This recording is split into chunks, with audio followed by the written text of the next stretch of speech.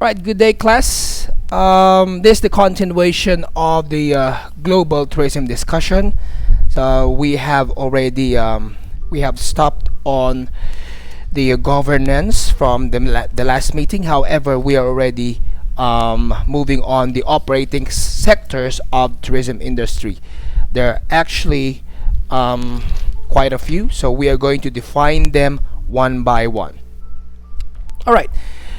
The first one is transportation sector. So once you say transportation sectors, is obviously talking about the airlines, talking about the bus companies, so on. It tends to have a movement of people to travel. So that is transportation sector. Anything that can make the guests move from one place to another, obviously that's under transportation. Next, we have the accommodation sector. So once you have a transportation for a tourist to have a convenient stay, they need an accommodation. So what are these? These are the hotel, and the famous hotels could be the Hilton, Marriott, Howard, or here in the Philippines particularly, we have different kinds of hotels. We have Edsa Shangri-La, we have Mandarin Hotel, and mostly they are located in Makati. Okay, that's accommodation sector. Moving on to the food services sector. So once again, these operating sectors, these are the sectors that cannot operate, that cannot make a tourist happy without a help of each other. So from transportation, going to accommodation, and now we'll be discussing the food service sector. Now, contains a broad spectrum of brands and logos. Okay, so basically, most of us Filipinos, once you say food sector, will come up with the idea of it could be McDonald's, Pizza Hut, Burger, KFC. But in a better perspective, it could be a restaurant. Okay, a restaurant, a guest could go for a restaurant to have a better dining experience. So still, that is under food service sector. Next, we have the attractions. So once again, for a tourist, the tourist is gonna go to travel. It will need a accommodation to stay. It will need a food to eat, and then part of the experience of a tourist is to be able to enjoy a particular attraction. So there's a lot of attraction all over the world. Here in the Philippines, we have the hanging coffins in Ifugao, in Benguet. We have Paway Church in Ilocos. We have the Hermitage Place in Ilocos Sur. Okay, we have down south, we have Don Sol Sorsogon if they're looking for a water experience. And of course, the best tourist spot here in the Philippines is Anilao, Batangas. I think I've probably mentioned that for you before. Okay, but when it comes to international, we all know Disney is very famous. Okay, and then we have St. Petersburg, Russia. Remember, I showed you the picture of myself standing in front of the Hermitage Palace that was taken in St. Petersburg, Russia. So on and so forth. And of course, United States is one of what could be the places, one famous places. That's United States. There's a lot of attractions in the United States. Next, we have the pyramids. The pyramids in Egypt. Of course, as we go on, I will be asking you to research on the reason why it was taken out from the wonders of the world. So we all know it was voted as the wonders of the world before. Okay, next we have the event sector. So from attraction, which tourists would like to see, now we're gonna go over the event sector. It's Icons include Oktoberfest. Okay, these are the different events. The Calgary Stampede in Canada, and of course, we have the most important thing, which is also famous, is the Super Bowl in the United States. So it's a very famous in United States. Once you say Super Bowl, everybody's gonna go for it and watch it. They're so crazy for it, and so on and so forth. Next, we have adventure. So once again, people travel for different reasons, and one of this is to have or to experience an adventure or a recreation. This includes, it could be golfing, it could be skiing, snowboarding, watering, it could be water rafting, it could be parasailing, hanging, or paragliding, and some mountain biking. So these are the adventures on outdoor recreation sector. Next, once again, we have the entertainment sector. Entertainment sector, anything that has something to do with the entertainment. Once again, the experience of a tourist will not be completed if they don't see an entertainment, and one of those could be notably Las Vegas. Okay, another thing is Nashville, but you probably heard about the Broadway in New York. Okay, that's very famous. It's a show in which it's very famous, and the New Yorkers, once you say Broadways, this is something on a top level. This is something that everybody wants to see. Okay, so that is Broadway in New York. Next, we have trade sector and tourism services. Trade sector. So this is basically talking about the retail travel agent and the whole tour operator. So once you say retail travel agent, it's only basically pertaining or selling a tour, only a tour itself. Okay, let's say a travel agent is encouraging a tourist to go to a particular destination. Let's say a local tourist, Caviteño, is going to visit Cebu. So that is a retail travel agent's job. However, once you say wholesale tour operator, that is a package tour. That means the tour itself, that's called wholesale. It means it includes drop and pick up at the airport, as I keep on saying. It includes accommodation, and along with the accommodation, it includes the food, and of course the tour itself. And once the tour itself, you already have a provided tour guide, and of course they will take you a souvenir area, so on and so forth. That is why it's called a tour operator as a wholesale. Next, we're going to be moving on to number 5, okay, which is the spirit of hospitality. Once you say spirit of hospitality, visitors believe that they are welcome. They feel wherever they go, they believe that everybody will welcome them.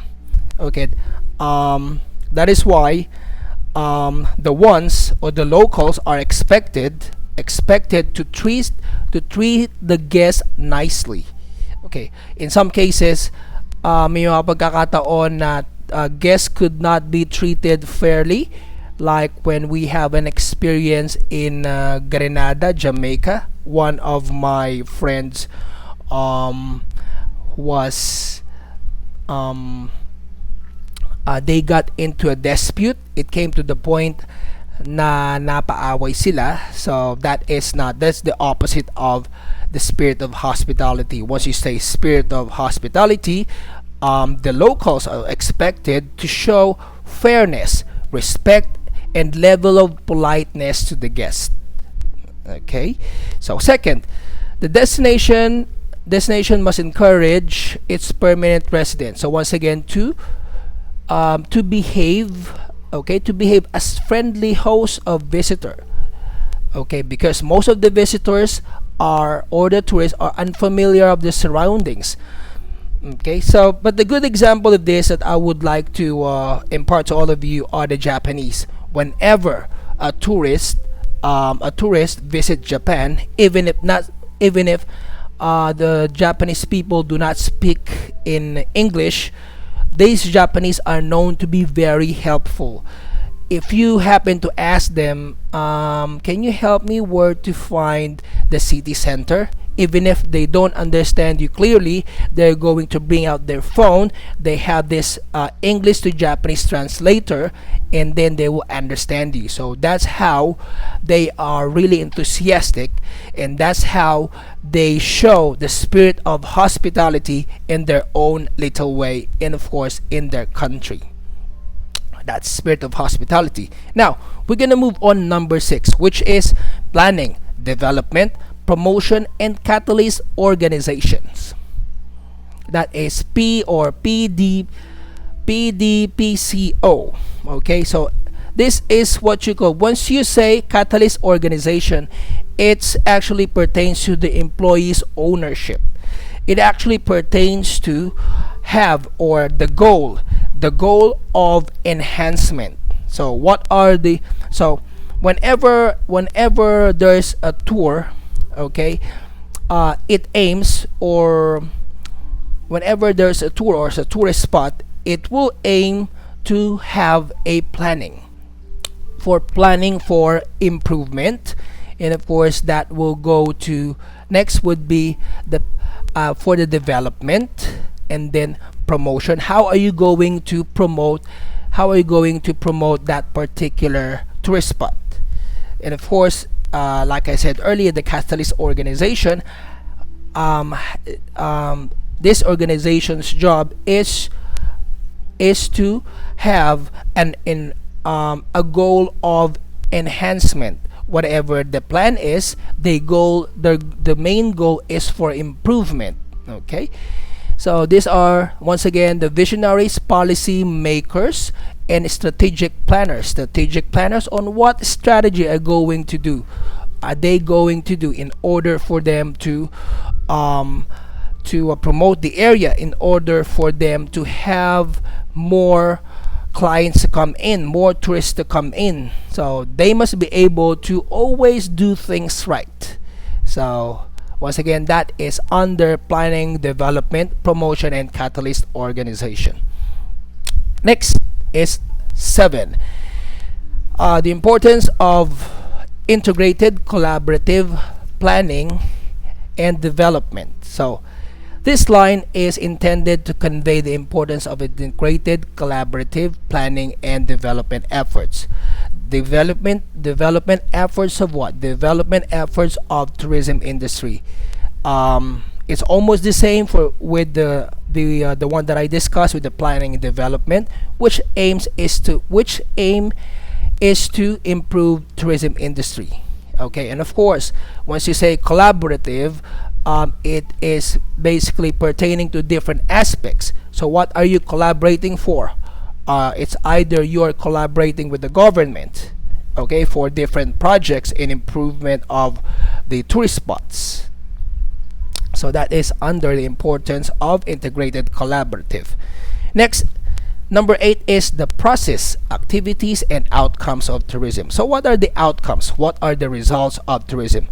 For successful tourism, the Destination Management Organization, or DMO, in collaboration with the stakeholders, must define tourism philosophy. And once you say tourism philosophy, it's actually the collaboration once again of the stakeholders. Okay, once you say the stakeholders, these are the employees that has something to do with the industry. It could be an investors in tourism industry, or it could be the suppliers. And what are the philosophy of the destination to formulate supportive policy and vision strategy. So what are the supportive policy? Under the supportive policy is basically when it comes to prevention of the environment is to be eco-friendly. That is supportive policy. One under the supportive policy is could be in planting trees. That is one way of supporting the idea of being eco-friendly. Okay, so whenever you have cooperated with this supportive policy, that will result into a fruitful outcome. Next, we have the destination. This is how are you going to market? How are you going to market a particular tourist spot? Destination is capable of offering. So what does it offer? Does it offer a great experience? Does it offer beaches? Does it offer lakes? Does it offer a mountains that could be followed by some activities? That could be a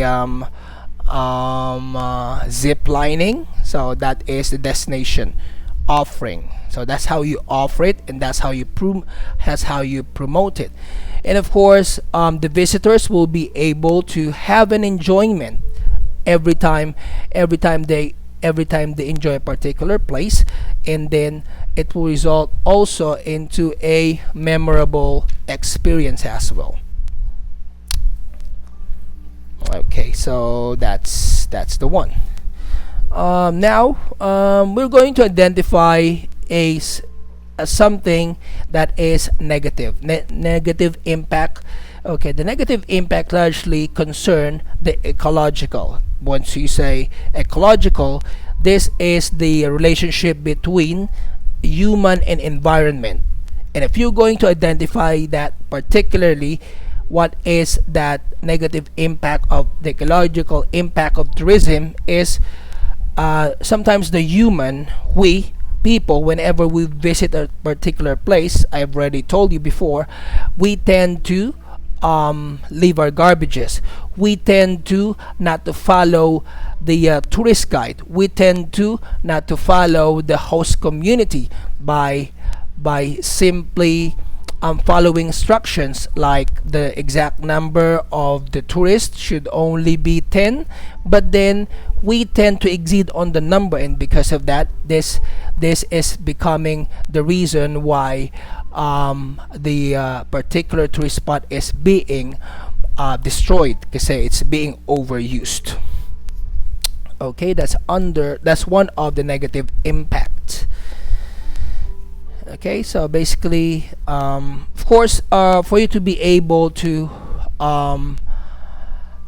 analyze on what are the things on how are you going to improve the negative impact, is for you to identify the problem. Once you have already identified the problem, which is overpopulation in a tourist spot, that should undergo the process of evaluation. And once you are evaluating them, you are thinking of different ways. How are you going to improve it? How are you going to stop it from happening again? So that is under evaluation. Next, moving on, number 9. What are the careers in tourism? The reason why you are taking tourism management is because you want to have a career in tourism. So we're going to define them. You've probably defined this before. We're just gonna go over it very quickly. First, we have the airlines. Most of you would like to be a flight attendant. Okay. Next, we have bus companies. Bus companies offer, this one is basically offering drop and pick up from the hotel. Next, we have the cruise companies. During introduction, most of you have mentioned that they would like to have a job in a cruise ships in the future. Okay, railroads, that's another career. Rental car companies, you might own one of them in the future, you never know. Next, we have hotels, motels and resorts, and of course travel agencies, the ones who have a deep deep passion when it comes to traveling. Most of them are ending up having a travel agencies. Okay, next we have tour companies, food service, it could be F&B, tourism education, tourism research, travel communications, attraction, so on and so forth. So basically, these are your possible careers. Now, as we move on to 1.2, okay, that's how are you going to look like in the future.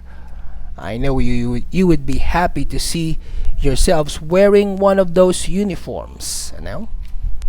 Okay, now moving on, 1.2, explain the economic importance of tourism code of ethics. Once you say ethics, this is the choice of choosing good or evil. So there is no way, like it's like your choice. So nobody's gonna stop you on what are you supposed to do, but we always have the set rules to comply on.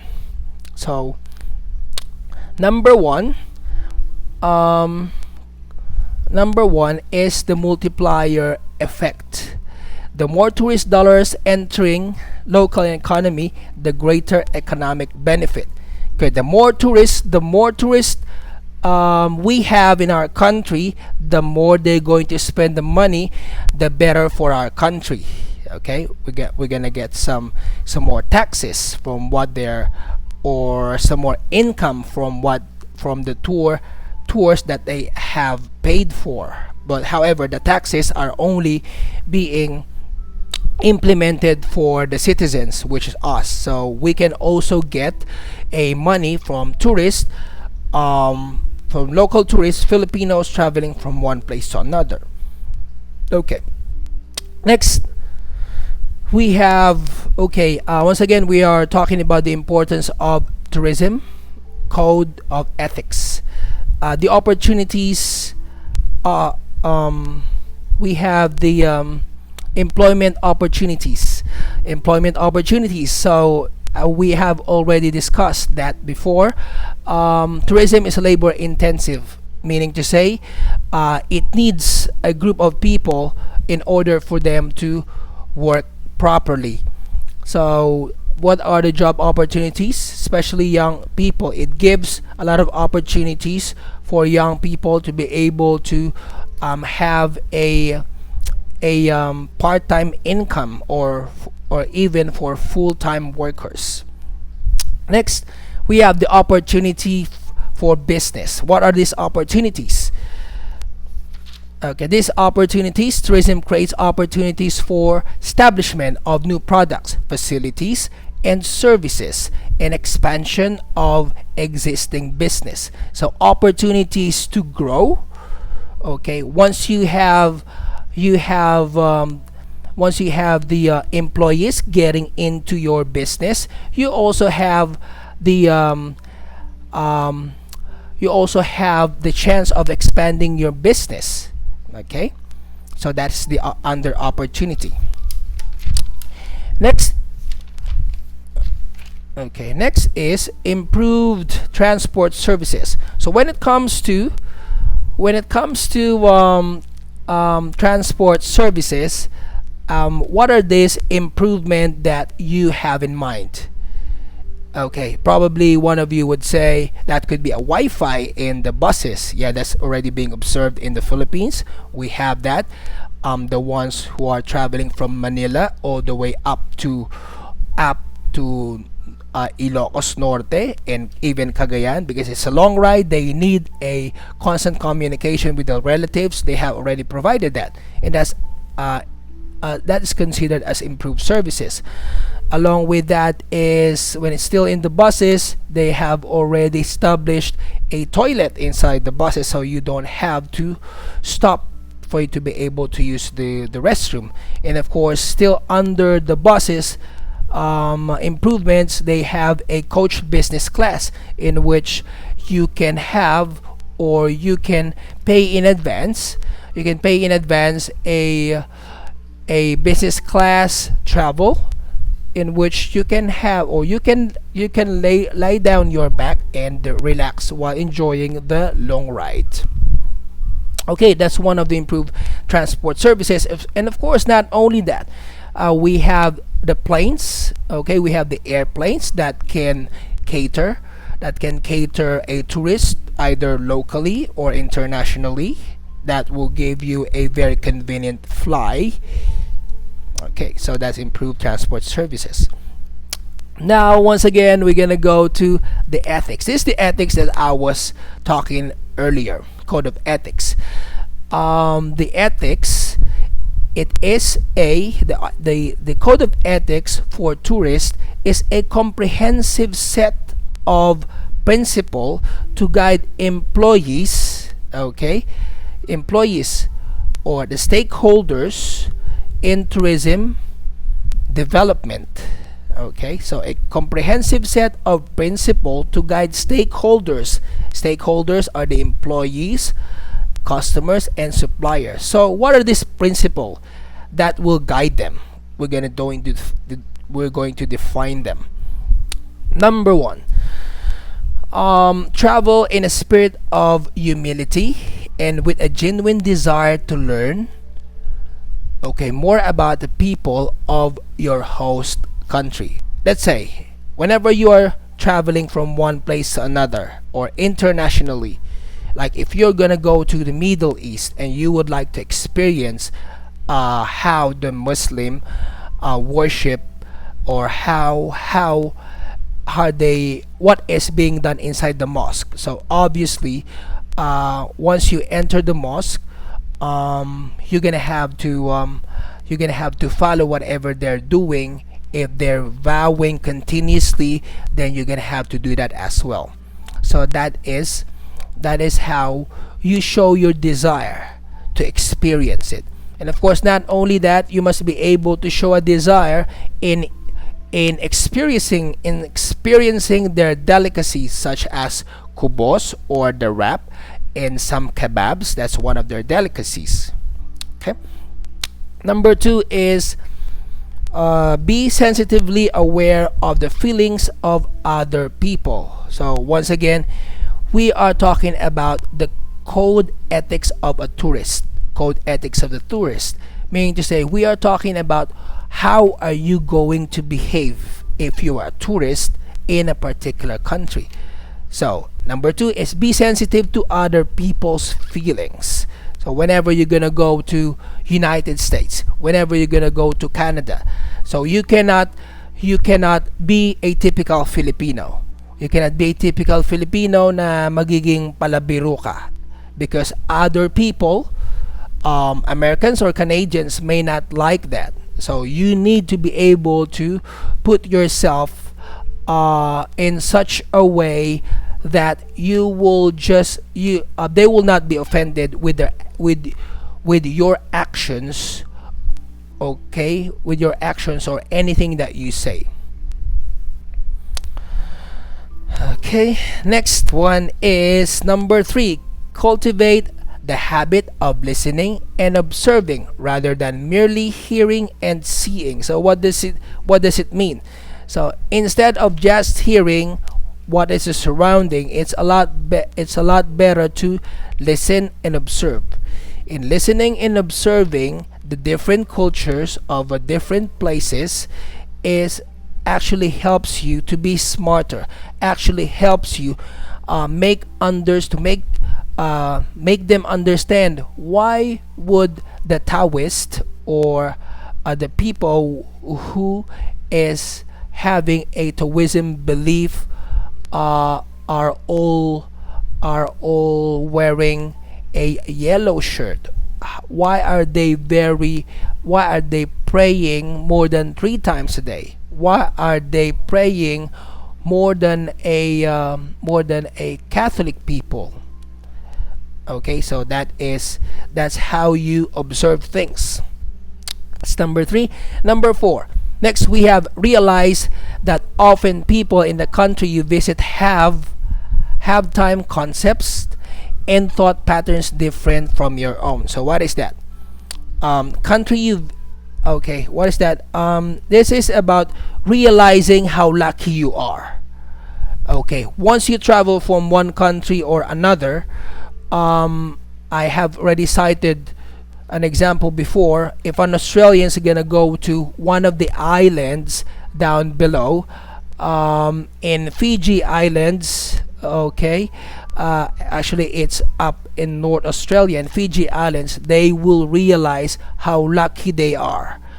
How lucky they are in the sense that there's a lot more people in remote areas who do not have any comfortable houses, who do not have a regular food to eat at least 3 times a day. So whenever people travel from one place to another, nakikita nila yung big difference. Ay, maswerte pa pala ako because I can eat 3 times a day. Okay, so that is under realization. Next, we have number 5. Instead of looking for that beach paradise, discover the enrichment of seeing a different way of life through others' eyes. So what does it mean to you? Meaning to say, before you feel sorry for yourself, you need to look other people first. Okay, so you might say, ay, nakakaawa naman ako kasi lagi na lang akong walang pera. But without you knowing, there's a lot more people that surrounds you who needs more help. There's a lot more people, especially in Africa, that are eating grass because they don't have a food. There's a lot of people in still in Africa that's they're experiencing extreme heat and drought, and sometimes they don't have a water to drink. So that is under number 5. Okay, so stop looking for something, beach of paradise, or some convenience in life before you feel sorry for yourself. Once again, look at the others first. Now, so we're gonna go for number 6. Acquaint yourself with local customs. So acquaint yourself. How are you going to acquaint yourself? Like try their tradition, belief in tradition, embrace them. Like, if you, to the extent that you can wear their traditional costume, you can wear, if you're gonna be in Japan, you can wear those I forgot the name of it, but their local costume. Okay, so that's how you embrace their tradition, and also how you acquaint yourself in the local customs, experiencing what they eat, experiencing what they dress, and of course being able to talk to them and being able to know how they think about a particular matter. That is under tradition and change. Number 7, remember that you are only one of the thousand of tourists visiting this country. So don't expect special privileges. So it's like in a particular tour, you're not supposed to expect special privileges because there's a lot of you. Instead, you must think about getting out from your comfort box. It's like you are away from home, so you cannot expect the convenience of your home in a destination that you're looking for, especially when you're trying to experience their culture. So do not expect about something special. Okay, next we have number 8. Whenever, let's say, this is pertaining to the tourist guide itself. So as a tourist guide, you never promise to your group that, okay, we're gonna go to St. Paul Underground River, and as I will let you to touch all of them. So without you knowing, that is forbidden to be touched. This just an example. Okay, so, and of course I will let you swim in Darwin. That's the northern tip of Australia, in which, without you knowing, that northern tip of Australia has got a lot of alligators and crocodiles. So once you promise, you must be able to make sure na they can do it. Okay, once you're not sure about, then you most probably keep your mouth closed. Next, number 9. Okay, spend time reflecting on your own daily experiences in attempt to deepen your understanding. So think of your memorable experiences. Okay, memorable places. How lucky you are to be here. Okay, think how lucky you are while being appreciative about the natural resources, about like inhaling the fresh air. That is also something that you should be thankful of. Okay, memorable. See, that is okay. That's a tourist flying. This activity is called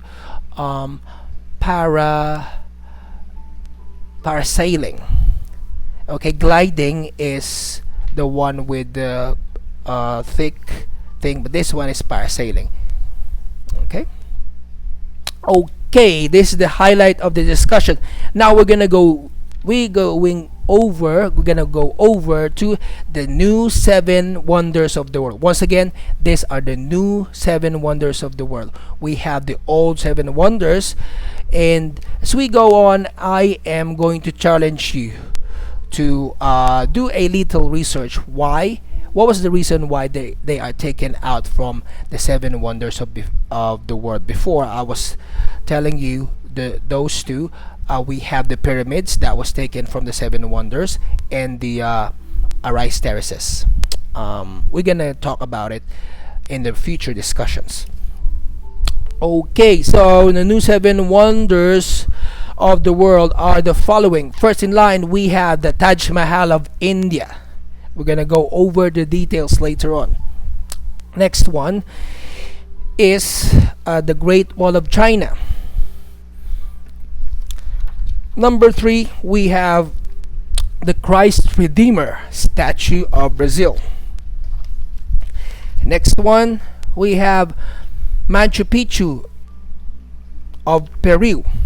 That's being established by the Incas. Next one, we have Petra Jordan, the one that I showed you in the introduction. Next one, we have the Colosseum of Italy. I think I already showed you that. And lastly, we have Chichen Itza of Mexico. Okay, first in line, we have Taj Mahal. So you can see, you've probably seen Taj Mahal in the movies a lot of times before. One of the movies was taken here was the movie Pixel by Adam Sandler. Okay, Taj Mahal, this is the entrance. As you can see, just by looking at it, you will be really amazed with the construction of it. So Taj Mahal is a white marble mausoleum located in Agra, India. Okay, Agra, India is near in New Delhi. It's down south of New Delhi, which is the capital. It is one of the most recognizable structures, not only in India but all over the world. Built by Mughal Emperor Shah Jahan in memory of his 3rd wife Mumtaz Mahal.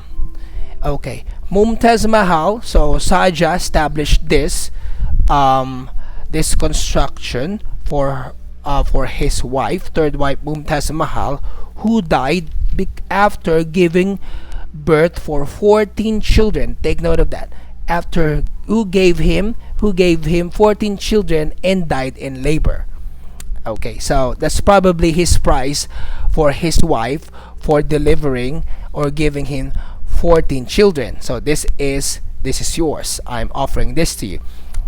Okay, that's once again being built by Shah Jahan in memory of his wife. And one of the most beautiful buildings in the world stand out in the symbol of eternal life. So this is how it looks like. See from the sky. Okay, as you can see, there's a body of water. It's a big river, okay, that crosses. So basically, if you're facing right in front of that, this is the perfect location. This is very, very unique and very relaxing. So this is Taj Mahal up close. So you can see this is really a big construction. Okay, next, this is a view of Taj Mahal from the entrance. Okay, once again, so this is the picture of the one who built Taj Mahal. That is Shah Jahan. Okay, and that is his wife Mumtaz Mahal. Quite pretty, isn't it? Right. Okay, and this is their tomb inside that palace. They were buried inside the tomb, and we're gonna have a close look of it. Okay, this is the enclosure of of their tomb. That is the enclosure. And next, this is the a closer look. Shah Jahan tombs on the left. Okay, the big one, the longer one is Shah Jahan, the husband, and the next one on the right side is Mumtaz tomb. Okay. So next we have the inscription on the pillars. So this is how it looks like if you go inside. In the white marble thing, they were able to engrave some images. Okay, so that's how it looks like. We have most of it has got a flower design. Okay, and this is how it looks like from top of the tomb. This is how it looks like. This is how the tomb looks like. Okay, so next, another picture, Taj Mahal 4. This is the decoration. The decoration up close. Okay, it looks like a round thing with looks like a shining star. This is the octagonal screen of marble and precious stones. Can you see the stone? I hope so. Next we have another picture, Taj Mahal number 5. See how small the people are and see how big the construction is. Wow, it's really amazing. Well, I haven't seen this place yet, but I'd like to see it in the future. Okay, that's how it looks like. Details of the mausoleum, inside the mausoleum. Okay.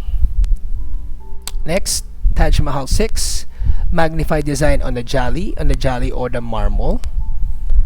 Okay, so you can see this is very detailed. It looks like it is coming out from it has got a 3D effect. Remember, this was established many years ago, but they were able to come out with a 3D effect. Okay, great job. The design on the jali once again. Okay, Taj Mahal once again seen at a distance. Okay, nice and beautiful. All right. So, by the way, I was just gonna. Anyway, I already gave you. Okay. Taj Mahal once again. Taj Mahal was built. Okay, it's a white structure made by 20,000 laborers. Please take note of this. 20,000 laborers and 1,000 elephants. So they were able to establish this construction with the help of the elephants. And the construction began during 1632. Please take note of those additional information. Now we are gonna go to my favorite, Great Wall of China, which I have I have missed to visit. I was there. I had an opportunity in Tianjin, but then it was a long drive from the port. That's why I wasn't able to. But hopefully next time. So this is how it looks like. Okay, so Great Wall of China is a series of stone and earthen fortification in northern China, built originally to protect the northern borders of Chinese Empire against the intrusion by various nomadic groups. And so you can see, if you have watched the movie in Netflix, what's this? Marco Polo. Marco Polo is a Italian who joined forces with Kublai Khan. Kublai Khan is one of the greatest conquerors before that aims to always penetrate China. So that's one of the reasons why China has established this this walls right at the north of China, in which that's the boundary of Mongolia. So the Mongolians and any other a nomadic group cannot get in. So that's the main purpose of it. So this is how it looks like, Great Wall of China. See that? Okay, actually Great Wall of China is covering 15 provinces. Just imagine how long is that going to cover. One is Beijing, followed by Tianjin. There's a lot more that I can give to you, but this is something that is difficult to pronounce. Anyway, so this walls is a long stretch from Beijing, which is the first province, and to the 15th province. Okay, that's Great Wall of China once again in Simatai. That is the extension of the Great Wall that started from Beijing. Next is the closer view of the wall. This is how it looks like. Okay, so as you can see, there's some you can walk, and then you can relax in one of these that looks like houses. Okay, I wonder what's inside of that. Next, we have a closer view of the tower. This is how it looks like, and a view of the Great Wall from space. That is taken in from space, but look, you can still see how is that being done. Great Wall of China, climbing up the mountains. This is the view from the mountain. It's really an amazing structure. And the view from Great Wall of China during the sunset. That's how it looks like. This is a closer view. Okay, I wish we can walk there. This is the Great Wall of China. Every winter you can notice the appearance of the snow. Okay, so before we go on to the next one, just to let you know an additional information for you, please write this down. Great Wall of China stretch about 5,500 miles long. Okay, it began in 7th century BCE or before Christ, and continued for 2 millenniums. Okay, 2 millenniums. So that means that is equal to 2,000 years. So imagine how long they have established that. It was built to keep invaders from crossing its northern border, as I already told you, and some walls were already destroyed due to erosion and flooding. Basically, it's situated in the mountain. Because of the erosion, some of the walls has already been destroyed or have already been destroyed. Now, we're going to move over to the third one, which is the Christ Redeemer statue. It is a statue of Jesus Christ in Rio de Janeiro, Brazil, considered as the largest Deco statue in the world was constructed between 1622 and 1931. Okay, that was a long gap of year. Okay, the statue of Christ Redeemer is located at the top of Corcovado Mountain. Take note of this. That mountain is called Corcovado Mountain, and the entire monument statue of Christ Redeemer is 38 meters high, with the statue accounting for 30 meters. Okay, 30 meters and overlooking the city of Rio de Janeiro. Is one of the tallest statues in the world. The span from fingertip to fingertip, okay, the fingertip to fingertip is 28 meters. That's quite long. And there is a small chapel housed in the base. So if you can see there, okay, down below, that is the chapel base. That's how it looks like. Okay, just additional information for you before we look at it in a different view. This Christ Redeemer statue, okay, it was made to neutralize the increasingly sinful nature of the Republic of Brazil. I remember last time when I was in the cruise ships, I've spoken with one of the Brazilians, and he testified that the Brazilians are very like they can easily engage into sex very easily. Like if they're gonna go to a party, that can already have a intimate experience. You know what I'm trying to say? Okay, so this is probably the reason why they have established this Christ the Redeemer, just to remind the people not to be very into things that will result into getting sins, no, para maging makasalanan. Okay, so that's the reason why this is being built. And of course, not only that, once you say Brazil, remember the movie Fast and Furious, when Vin Diesel was being arrested by Dwayne Johnson. I'm sure most of you can remember, and said Dwayne Johnson was trying to arrest Vin Diesel, and he said, don't think you're in America, you're a long way from home. And then Vin Diesel raised his hands at lahat ng mga nasa likod niya. There are over 20 men behind them have a gun. So just imagine what would be the impact of that. And once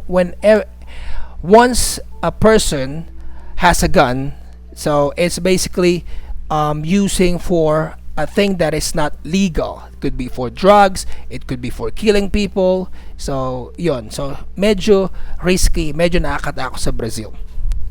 Okay, so next we have Machu Picchu. Before I proceed there, I'd like to add up that it's located in Andes Mountain in Peru, built in the 15th century by the Inca or the Empire of Peru. Okay, this information is situated in a mountain ridge above the Urubamba Valley in Peru. It was built as an estate for Inca Emperor Pachacuti, okay, often referred to as the lost city of Incas. And the altitude is 8,000 feet. Machu Picchu now is one of the 7 wonders of the world. Okay, it's a small city in Andes, 44 miles northwest of Cusco. So it's all the way up north. So 3,000 feet above the Urubamba Valley.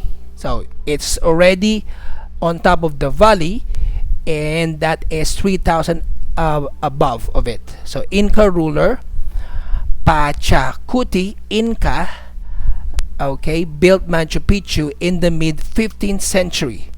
It appears to have been sacred, ceremonial city, and astronomical observatory. Astronomical observatory. Why? Because of its location.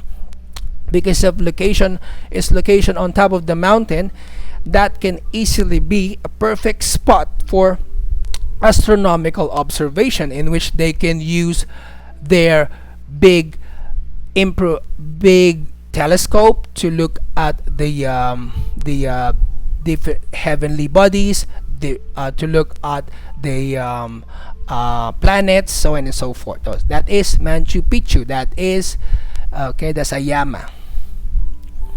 Next, we have, these are the pictures of Machu Picchu. See the rock formation. Okay, so what do you think is the sound of this animal can produce? Is it meh, or is it ow ow ow? So what do you think? I would like to know later on. Okay, next we have Petra, my favorite. Remember I told you when I showed you the picture, it's given me a time travel feeling. It is historical and archaeological in Jordanian governorate of Ma'an, established around 16th century BC. It's a symbol of Jordan as well as most visited tourism attraction. Okay, another information about Petra Jordan is that, yeah, it's a lost city. We all know that, and it was rediscovered by the Swiss emperor in 1812. Please take note of that. Okay, it is located in the south of Jordan, between the Dead Sea and the Red Sea. Okay, between the Dead Sea and the Red Sea. So it's carved into pink sandstone of the cliff. So Petra is Jordan's most valuable treasure and greatest attraction. Its unique city, carved into sheer rock, faced by Nabateans, okay, an industrious Arab people who settled there for more than 2,000 years ago. They made the Petra an important junction for the silk, spice, and other trade routes that linked China, India, Southern Arabia with Egypt, Syria, Greece, and Rome. Petra is also called as the Rose City due to the color of the stone out of which is carved, and has been a UNESCO World Heritage. So that is Petra. That's how it looks like. See how pretty and beautiful is it? Just remind me later on, if I still have a video that I have taken inside, I'll be able to show it to you. Just remind me. Okay, that's it. Looks like, I think this is the place that I was able to get in. No, probably this one. We went up there, all the way up, and then we were able to get inside that one. I will be able to show you the video if you are like to see it, or if you like to, if you can remind me. Now, number 6 is the Colosseum in Italy. Okay, Rome, Italy. So it's an elliptical amphitheater in the center of city of Rome, Italy, the largest ever built Roman Empire. So we all know this Roman Empire were the greatest power many years ago, and even then they were the ones who punished Jesus Christ. Okay, one of the greatest work of Roman Empire architecture and Roman engineering, built in between 70 and 72 AD Anno Domini. The Colosseum was used for many purposes. Some of the purposes include animal exhibition, play, it could be reenactments, various historical events such as Roman war victories, and other purposes for brutal executions such as Christian execution. So Christians were actually executed here, and not only executed, they were the ones who are going to be released there, and the animals are going to chase them. if you're going to run from one point to another, you never know where the animal. So that sadly, that is how the Roman entertained themselves during those times. So this is how it looks like. So this is where the Romans can seat. Okay, the emperor is probably located right on top. Okay, and another picture. This is the picture on top of view. Okay, amazing structure, isn't it? Okay, the last one we have Chichen Itza in Cenote Maya. Chichen Itza is the second most popular site for visitors to Mexico. It is considered to be one of the seven wonders of the New World, located in Yucatan Peninsula, Chichen Itza of Mexico. Chichen Itza was a large city built by the Mayan people. This is Mayan people. It thrived from 600 AD until 1221, when the power and region shifted to Mayapan. Today, it can be visited by tourists and religious pilgrims alike. Most interesting facts about Chichen Itza is that it also comes at the mouth of the wall of the Itza. In about 600 AD, Itza had started to gain importance in the region between 900 to 1580.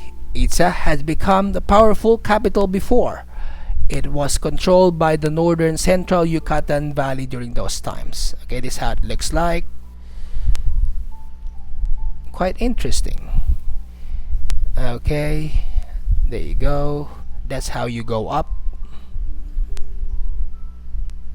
And of course, that's the end of it. So thank you very much for listening. I hope you're still there.